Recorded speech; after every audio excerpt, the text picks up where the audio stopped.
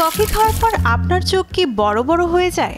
অনেকেই এক cup coffee খেয়ে খুব চাঙ্গা হয়ে ওঠেন।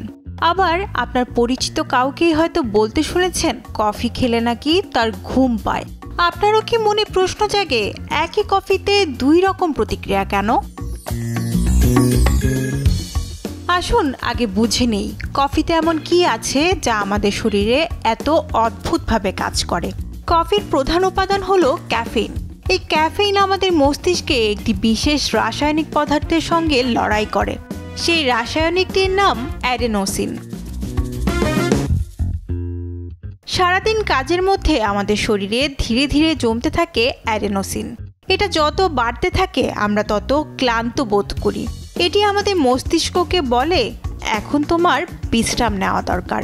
অর্থাৎ অ্যাডেনোসিন হলো ঘুমের রাসায়নিক বার্তাবাহক। এখন ক্যাফেইন শরীরে ঢুকেই এই অ্যাডেনোসিনের জায়গা দখল করে ফেলে। দুটোর গঠন প্রায় একই রকম, ফলে অ্যাডেনোসিনের জায়গায় ক্যাফেইন বসে ঘুমের সংকেত আটকে দেয়। আর আমাদের তখন চনমনে লাগে, কাজের স্পৃহা বেড়ে যায়, মনোযোগ আসে। এই কারণেই অনেক গবেষক ক্যাফেইনকে বলেন নিউরোবুস্টার। প্রশ্ন হচ্ছে, একই কফি সব মানুষের শরীরে একভাবে কাজ করে না কেন? এখানে আসে জিনগত পার্থক্য। লিভারে কিছু এনজাইম আছে যা ক্যাফেইন ভেঙে ফেলতে কাজ করে। কারো শরীরে এই এনজাইম বেশি কার্যকর, তারা দ্রুত ক্যাফেইন প্রসেস করে। কফি পানের 15 থেকে 20 মিনিটের মধ্যেই হয়ে যান ফুল রিচার্জড। কারো ক্ষেত্রে এই এনজাইম ধীরে ধীরে কাজ করে, ফলে একজন কফি খেয়েই চাঙ্গা হয়ে ওঠে, আরেকজনের হয়তো ক্লান্তি আরও বাড়ে। আমাদের মস্তিষ্কে অ্যাডেনোসিন রিসেপ্টরের সংখ্যাতেও পার্থক্য থাকে। যাদের অ্যাডেনোসিন রিসেপ্টর অত্যন্ত সংবেদনশীল তাদের মস্তিষ্কে ক্যাফেইন ঢুকলেও ঘুমের সংকেত পুরোপুরি বন্ধ হয় না, বরং এক ধরনের নিউরো কনফিউশন তৈরি করে। অর্থাৎ শরীর ঠিক বুঝে উঠতে পারে না জাগবে নাকি ঘুমাবে, যা আরও ঝিমুনির সৃষ্টি করে। আরও কিছু কারণ আছে। ধরুন আপনি খুব বেশি ক্লান্ত, ঘুমের অভাব বা মানসিক চাপে আছেন। এই অবস্থায় ক্যাফেইন খেলে শরীর হয়তো শক্তি খরচ না করে পুরোপুরি শাটডাউন হতে চায়। মস্তিষ্ক বলে অনেক হয়েছে, আমি আর পারছি না।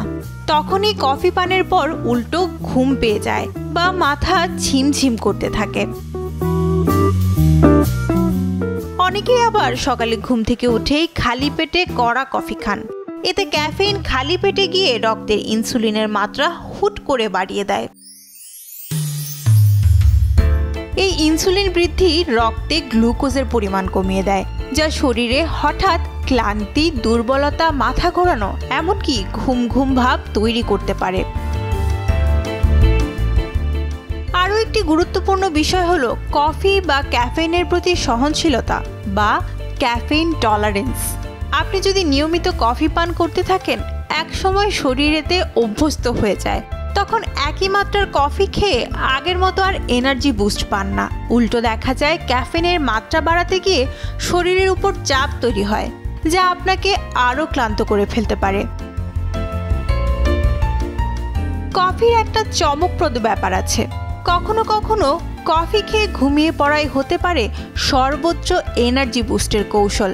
এটাকে বলে কফি ন্যাপ।